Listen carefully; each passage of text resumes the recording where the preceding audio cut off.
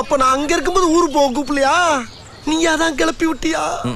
மசாலா பொடி மிளகா பொடி எல்லாம் கரெக்டா எடுத்து வச்சு இல்லையான்னு கேட்க தான் கூப்பிட்டாங்க. எடுத்து வச்சியா? வச்சாச்சுமா வச்சாச்சு.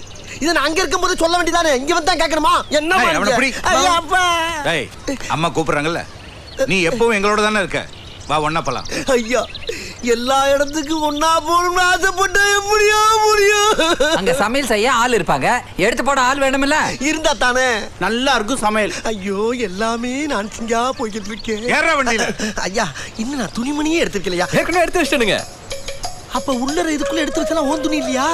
எல்லாம் உங்க துணி தாங்க மாமா. ஏண்டா இவ்வளவு பெரிய பிளான்?